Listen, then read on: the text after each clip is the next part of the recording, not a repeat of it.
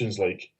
But I mean, I also think he's been tightly marked. I mean, it's obvious to me that teams, and again, it's the same again on Saturday, everybody is just sitting in against us because they're absolutely petrified of our fullbacks getting in behind them all the time because that's kind of the game that we're playing. Hence the reason. And again, no credit whatsoever for Ronnie Deila, for the media or nothing like that.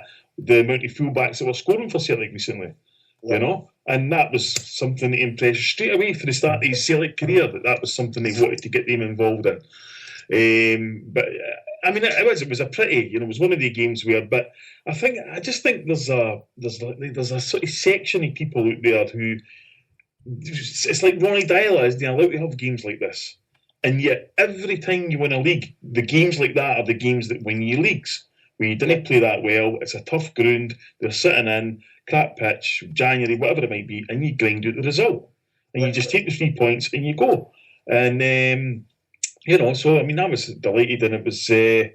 But you kind of the narrative gets formed around it. It's like, instead of the fact that Chris Commons scored a goal for you, it's like, is he going to stay? Is this going to happen? Is that going to happen? And it's just like, you know what?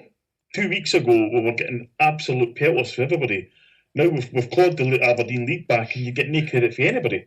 Yeah. And the only guy that said that you shouldn't even be talking about now was Ronnie Deila, who said, "Let's talk about it in April. That's when we'll see if there's a league race or not." Yeah. No, I totally agree. And that Arsenal David Tanner, I mean, see when you're watching the game in the house, he's just unbelievable. But one thing I will say is Barry Robson was in the studio, and I thought he was brilliant. He was. Seen that, very balanced, and always talks up Celtic. He's obviously one of the mainstays for our title rival, but still would never say anything disrespectful to Celtic. And he showed his class. He was a class player as well. I mean, you've got that half-foot Tanner desperate to get fucking Ross County a penalty for something that was just ridiculous. I mean, the referee was fucking appalling on Saturday. I mean, Van Dijk was clearly fouled in the box when he picked up the fucking cameraman's bag and went mental. Yeah. I mean, that's a stonewall penalty, doesn't he give it? Yeah. Celtic had 63% possession, and yet we had 23 fouls given against us to Ross County's 5. I mean, it just doesn't add up. But instead it's like, was this a penalty? Was this a penalty? And all this fucking nonsense. I thought with another penalty, Paul. I thought it was his upper arm. See the one, the move that beat. And then you had the fucking goalie comes jumping at the box like Bruce Lee. Aye, with that fucking high foot. And Tanner's like, you can't get a penalty for that. And Robson says straight away, no, well, you do that anywhere else in the pitch, it's a foul. Yeah. So it should be a penalty, but no. We move on. I always like Barry Robson, even before he played for Celtic, he played for Dundee United. I just love that kind of player. He's just he's a warrior. Like, I mean, not the most skillful player I'll ever see, but Jesus Christ, he leaves his heart in the pitch. Like, and his contribution to Celtic will never be forgotten. He was brilliant. And he was a main part of us winning the league that season. When we signed him, because we were kind of running a bit on empty, and he sort of dragged us with a scruff of the neck. But no, I'll always have a soft spot for him, and I thought he was brilliant. And then obviously the interview after the game, Commons, obviously he gets the goal, and all they're interested in his contract situation. I mean, the poor guy's standing there, and you just feel like saying, anybody with half a brain realises Chris Commons wants this out of Celtic. Celtic want to give him that. But he can't talk about it, obviously. Right. And they're not meeting. So what more can Chris Commons say? That's do you want to stay? He's like, yes, I want to stay. But obviously I want to stay in my terms. But if Celtic don't agree with the terms, he leaves. Are they wanting to stand there and say, well, I'm looking 24 grand, and they're only offering me 18 grand. In fairness, I've got a house, I've got an apartment in Ibiza that I kind of got to fund. The kids need new shoes. School bills are in this year. Any fucking thing else you want to know? You all right for socks and underwear? You can't. Fuck's sake. I get what you're saying, but obviously they're going to ask him the question, I know, but it's something, I know. That's their job at the end of the day, right? But it's just a daft thing to do, I suppose. It just fucking annoys me when you get this every single time. It's this and it's off the field all the time. The minute any club to Seth goes out, nobody says to them, is it concerning you by any thought that you could actually go bust any fucking day? Like, are you concerned about your mortgage? I heard a clip of fucking Radio Clyde, and Gordon DL actually tried to say that Kenny McDowell resigning was great stability for the club. That's exactly right. Well, he's just like another guy off the wage bill. Another guy off the wages. Fucking that's stability.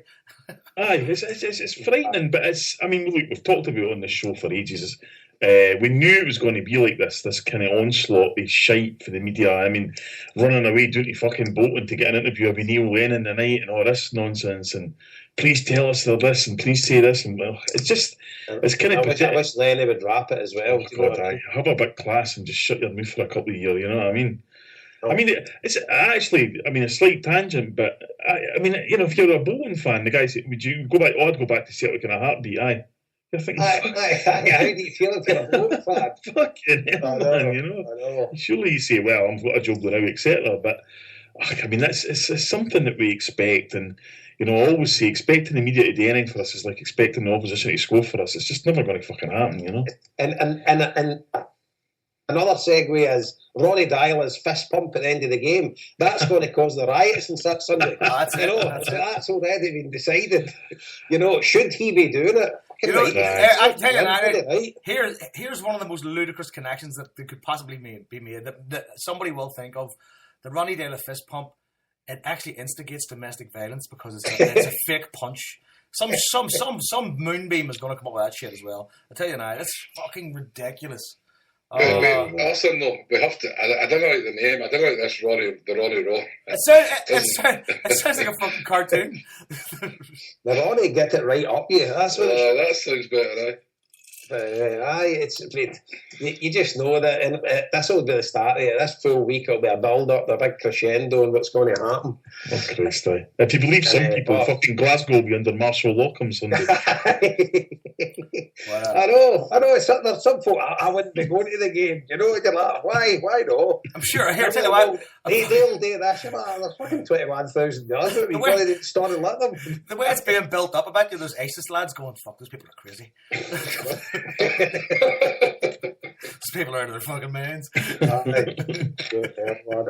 try and build it up all right, because at the end of the day I was sitting on the bus today, and there was a couple of them behind us sitting talking, and the shite was running down their leg when they were talking about going to the game. Both of them had ticket.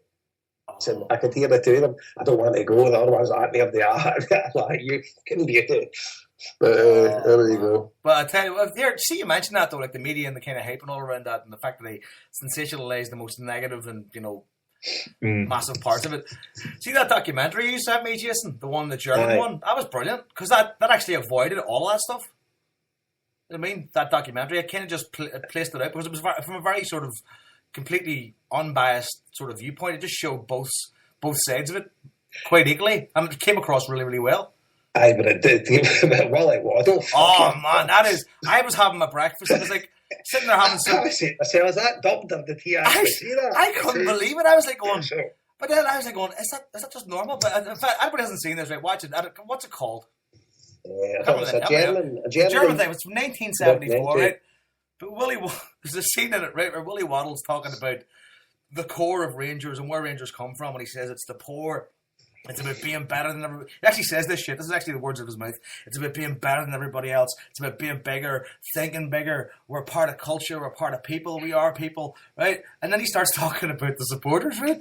And he says, our supporters, a lot of our supporters, he says, if the Rangers lose on a Saturday, they go home and give their wife a bashing. It's part of who they are. And you're going, I was sitting there, I had to stop what I was doing and go. He's sitting in the chairman's room with a shut tie. He fucking says it to the camera, and you're like, I had to stop what I was doing. I had to fucking watch that a few times. Like going, holy Jesus Christ. He just said, listen, if the Rangers lose, go home and give your missus a slap. It's part of what we do. I was like, oh, for fuck's sake, this is insane. And it's a good documentary. It's very, very good. There's some of the footage is brilliant. Footage is fantastic. The ones of the lads in the pub and you're painting on his head. The goal at Ibrox into the Celtic end was amazing. It was. I know you just say yourself, how did he come in and say that? But there you go. But that was really, really good. And the people in it, like, I mean, some of the haircuts are, some of the state of some of the people is brilliant. Like the 70s wasn't kind of fashion. Tell you. But brilliant, man. But so what time are we having our guest on at? Oh, actually, you know what? Jesus Christ, I forgot that actually Adam as a contact. About another 15 minutes, I think. Half past, I told him so.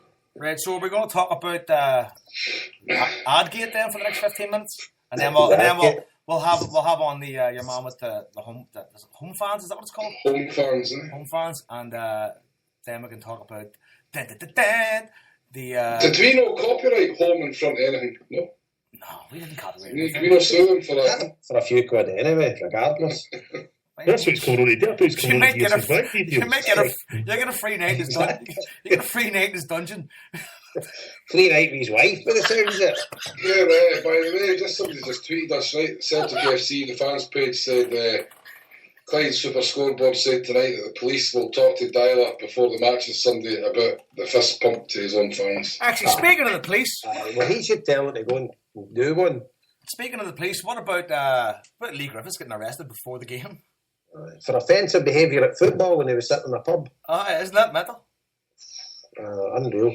That's what the problem. Imagine Ronnie Dyler gets huckled after he goes out and does the fist pump. Offensive behaviour at a football match. Does that not mean you're automatically banned for a football stadium? Aye, pretty much. So how's legal? That's a fair point. They'll have to play in the car park. That is a fair point, Harper, because that's that locked. A lot of fans that have been arrested with that are banned until the trial comes up, haven't they? That's right. Yeah. Somebody said that to me Saturday night. It wasn't me that came up with that, I have to say. Right. I don't know, Paul. Do you know anything about it? I've no idea. I think it was just a Celtic thing that done that, but I think that's what's happened to Dirk Borwick. Aye, so maybe it's Celtic that's banned them, no the actual police sort of thing. Aye, fair point.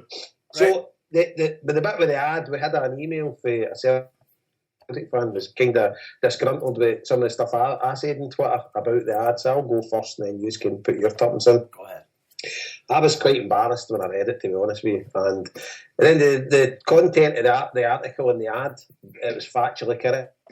It was factually stuff that we all know, and it's stuff that I wouldn't dispute. I know they're a new club. I know Rangers died. I've got no issue with that. But it's just a lot of the Celtic fans that's eating them from within, this kind of stuff.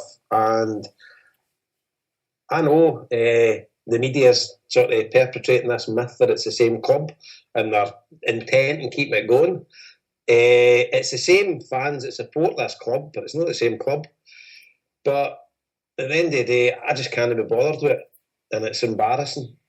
I think Celtic actually did come out and make a statement because people have been retweeting it the last day anyway. The Celtic have said that they've not used the old firm tag for a while and etc. But I just find the full thing just embarrassing. Paying money, good money, and I think it said it was £3,000, but seemingly they've said it wasn't, and I've heard another source it was £1,600 for the ad. Regardless, the mainstream media is meant to be the enemy of these cyber warriors, and they just go and hand them £1,600. I find that quite ironic, but the full thing is just quite embarrassing for me. I don't know. I'm happy that they died. I'm happy. I believe it. I know for a fact it happened. They will turn around to the day they die and say it didn't. So you're never going to convince them. So I'm a bit unsure what the article looked to achieve. If it looked to get discussion and things like that going, then it's probably achieved that because people are talking about it. It's brought it back, but that will go away again in the next couple of days, and it'll be back to the old mantra, Because at the end of the day, it'll be chip wrapper today. So that's kind of my opinion on it. I just thought it was a waste of money, but it's up to them. But the CQN boys do a lot of charity work, and they've done some great things for charity, so they're allowed to spend their money whatever they want. That's not the issue. I had an issue with the headline they put from Celtic supporters, kind of sort of insinuating it was for all Celtic supporters. It certainly wasn't for me. So why could they not have said from CQN Celtic supporters? I don't know. I think they're a bit cute with the headline. But at the end of the day, they were Celtic supporters that done it. It just wasn't all Celtic supporters. So I'm kind of a bit...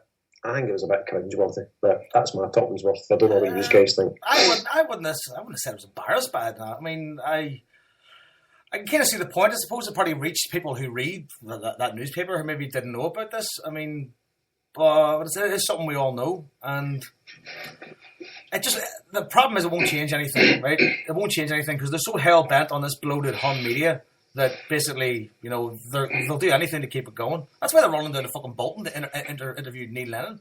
You know what I mean? Because he was the fucking last guy to be part of it. You know what I mean? So they'll do anything to keep it afloat, right? I found the choice of newspaper. I mean, obviously we know why the Herald was picked, because